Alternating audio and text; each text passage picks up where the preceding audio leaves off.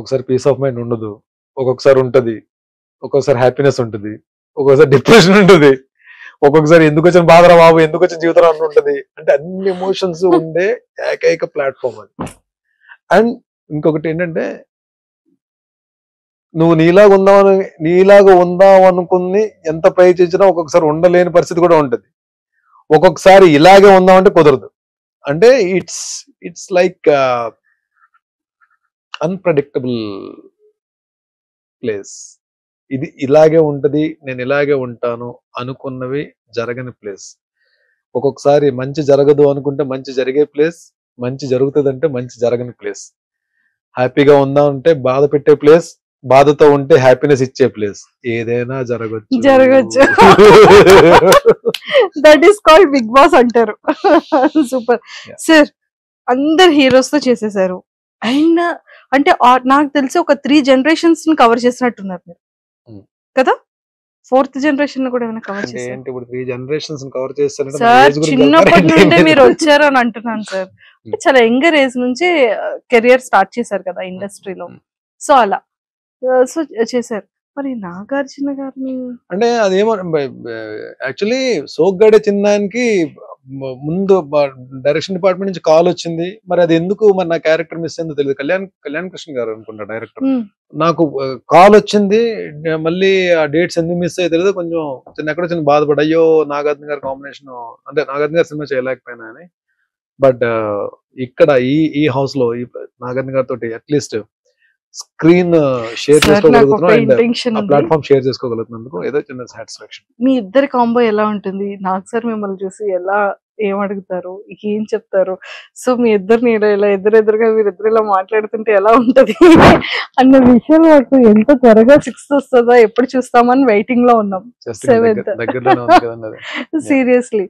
And lot of people అంటే Bharani sir వెళ్తున్నారు అనగాని serial వాళ్ళందరూ వాళ్ళు చాలా హ్యాపీగా ఫీల్ అవుతున్నారు. సీరియల్ అంటే ఒక యాక్టర్ కి ఇంత ఫాలోయింగ్ ఉందా, ఇన్నర్ ఆర్టిస్టులకి ఇంత లవ్ అండ్ ఎఫెక్షన్ ఉందా? ఇట్స్ నాట్ ఫాలోయింగ్ అండి. అంటే నాకు నా కెరియర్ దగ్గర నుంచి నేను వాళ్ళతో ట్రావెల్ అయ్యి కష్ట సుఖాలు పంచుకున్నాము అన్ని. అంటే కలిసి షూటింగ్స్ చేసాము, కలిసి కూర్చొని పార్టింగ్ చేసుకున్నాము, ఒకరి మీద ఒకరు అలిగాము, అంటే అన్ని ఉన్నాయి. లైక్ అంటే they are not like my co artist, they are like నా చైల్డ్హుడ్ ఫ్రెండ్స్ లాగే అంత క్లోజ్ బ్యాచ్ కొంతమంది ఉన్నారు. లైక్ సమీర్, కౌశిక్, కళ్యాణ్ అంటే మన రాధామధు కళ్యాణ్, అండ్ చక్రి, అండ్ శ్రీరాజ్, రాఘవ, శశి, వీళ్ళందరూ నాకు చాలా బాగా క్లోజ్. అంటే ఏదన్నా వస్తే మేమే ఎక్కువ కలుస్తాం అన్నమాట. బట్ అలా కాకపోయినా ఫిమేల్ ఆర్టిస్ట్ లో కూడా నేను అంటే అందరితో మాక్సిమం హరిత గారితో వర్క్ చేశాను, జ్యోతిరెడ్డి గారితో వర్క్ చేశాను, చాలా మంది బాబీలారితో వర్క్ చేశాను, సుమనశ్రీతో వర్క్ చేశాను, కృష్ణశ్రీ గారితో వర్క్ చేశాను, రాగిణి గారితో నాన్నలో రాగిణి గారితో వర్క్ చేశాను. అండ్ మేల్ ఆర్టిస్టులు కూడా చాలా మందితో, సీనియర్ ఆర్టిస్టులతో చాలా మందితో నేను వర్క్ చేస్తున్నాను. సో వీళ్ళందరూ కూడా మేబీ అందరూ ఎక్కడో దగ్గర చిన్న ఎఫెక్షన్ ఉంటుందని చెప్పి నేను తెలియని ఇది ఉంటుందని చెప్పి నేను అనుకున్నా. బట్ నేను కౌశిక్ కి ఈవెన్ తను ఈ ఆర్టిస్ట్ అసోసియేషన్ ప్రెసిడెంట్ గా మనోడు ఎలక్షన్స్ ఉన్నప్పుడు మేము సపోర్ట్ చేస్తాం అందరం అలాగా. బట్ ఈ టైం వచ్చినప్పుడు నేనే అడిగాను కౌశిక్ కాల్ చేసి, కౌశిక్ ఎలాగా నేను బిగ్ బాస్కి వెళ్తాను, ప్లీజ్ డూ సపోర్ట్ అని చెప్పన్నా. Definitely I support. నేను మనం ఒకరి గురించి ఒకరు నిలబడతాం కదరా ఎప్పుడు, డెఫినెట్ గా నేను ఉంటాను. నేను ఆర్టిస్టులు అందరికీ నేను రిక్వెస్ట్ చేస్తాను, లోపలికి వెళ్ళు, I will take care about that. వెళ్ళడం అలా వెళ్తారు, వచ్చేటప్పుడు ఇలా పట్టుకొని వస్తారు. చూద్దాం. అంటే ఏం లేదంటే it is not about the lifting of the cup or title, it is about the game we play in the house. And మనం అక్కడ ఏం జరుగుతుంది రిజల్ట్ అనేది పక్కన పెడితే I want to give my best. And కానీ చూద్దాం, ఐ డోంట్ వాంట్ రివీల్. నా గేమ్ అన్నది నాకే తెలియదు. ఇప్పుడు వచ్చి నేను లోపలికి వెళ్ళి ఏ గేమ్ ఆడబోతున్నాను కూడా నాకే తెలియదు. చూద్దాం. డెఫినెట్గా మీరు అనుకున్నదే జరగచ్చేమో. తదాస్తు. Super sir. అంటే ప్రతి ఒక్క హీరోకైనా విలన్ కైనా అంటే ఆన్ కెమెరాస్ కి విలన్ అయినా ఆఫ్ కెమెరాస్ కి నార్మల్. సో మిమ్మల్ని రాముడు అని ట్యాగ్ ని యాక్సెప్ట్ చేస్తారా, కృష్ణుడు అనే ట్యాగ్ ని యాక్సెప్ట్ చేస్తారా? కృష్ణుడు అంటే పూర్తిగా కృష్ణుని కాదు, రాముడు అంటే పూర్తిగా రాముని కాదండి. రామకృష్ణ అంటే కరెక్ట్ సెట్ అవుతుంది. అలా కాదు, ఏదో సరదాగా ఉందని చెప్పాను తప్ప ఐఎమ్ నాట్ అంత, నేను ఐఎమ్ నాట్ అంత కృష్ణుడు అంత రొమాంటిక్ అయితే కాదండి నేను. బట్ అలానే రాముడు అంతా సిన్సియర్ గా అంత రాముడు అంతా కూడా కాదు, అంటే రాముడిని అని కూడా చెప్పలేను నేను. బట్ బర్నీగా మంచిగా ఉండడానికి ఐ ట్రై మై బెస్ట్. నేను అంటే ఎవరికి నచ్చుతానో ఎవరికి నచ్చలేదో తెలియదు. డెఫినెట్ గా ప్రతి మనిషి అందరికి నచ్చాలని లేదు, అందరికి నచ్చకూడదని లేదు. నేను మా అమ్మకి ఏ రోజు కూడా మా అమ్మ చేత రే ఏంట్రా నువ్వు అని అనిపించుకోకుండా, మా అమ్మ చేత తిట్లు తినకుండా మంచిగా ఉండాలని చెప్పి నేను కోరుకుంటాను నేను. అలాగే my mentor, my Guru definite గా అంటే అలాంటి మనిషి మన లైఫ్ లో నాగబాబు గారు లాంటి మనిషి మన లైఫ్ లో దొరకడం కూడా చాలా అదృష్టం అది. బికాజ్ ఆయన పరిచయం తర్వాత చాలా చేంజెస్ జరిగాయి నా లైఫ్ లో. నేను ద వే ట్రీటింగ్ పీపుల్, మనుషుల్ని ట్రీట్ చేసే విధానం కానీ, నా ఫ్యామిలీ మెంబర్స్ ట్రీట్ చేసే విధానం, రెస్పాన్సిబిలిటీస్, కేరింగ్ కానీ, ఎర్నింగ్స్ సేవ్ చేసుకోవడం కానీ, హెల్త్ విషయం కానీ, everything. There are so many changes ఆయన. బికాస్ ఈ ఇంటర్వ్యూ ద్వారా నేను I'm giving a big salute for my guru, my mentor Nagababu sir. Super. Favourite actress ఎవరు? టీవీలో అంటే బిగ్ స్క్రీన్. నాకు టీవీలో యాక్ట్రెస్ కావాలి. బిగ్ స్క్రీన్ మీద వన్ అండ్ ఓన్లీ సావిత్రి గారు అండి.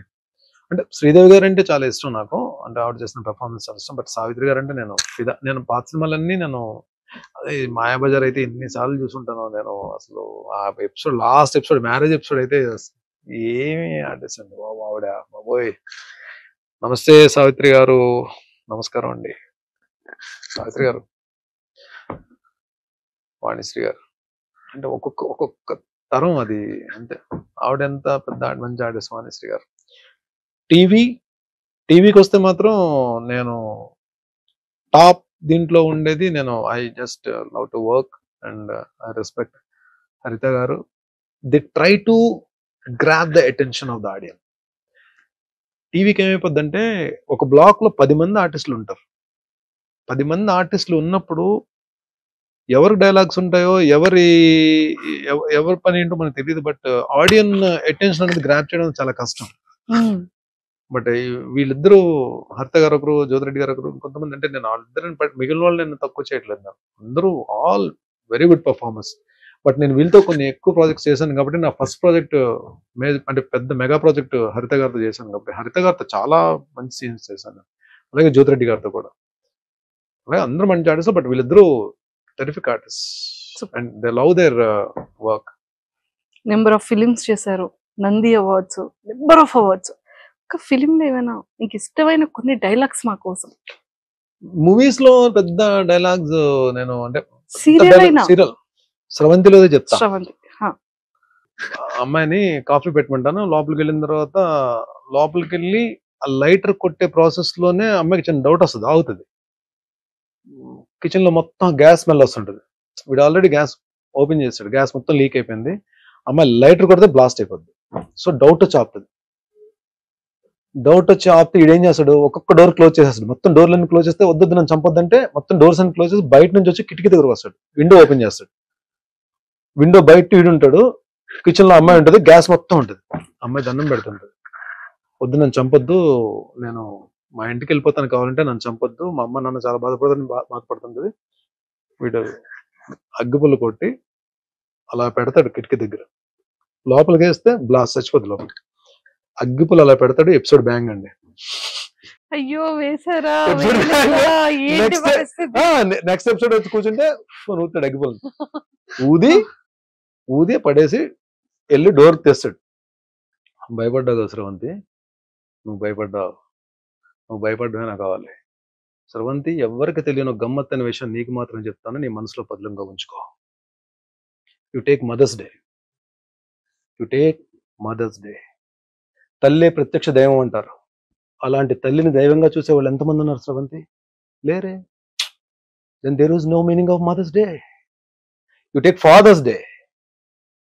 స్రవంతి, ఇప్పుడున్న ఈ జనజీవన స్రవంతిలో ఎవరు ఎవరికి తండ్రో ఖచ్చితంగా చెప్పలేం కదా.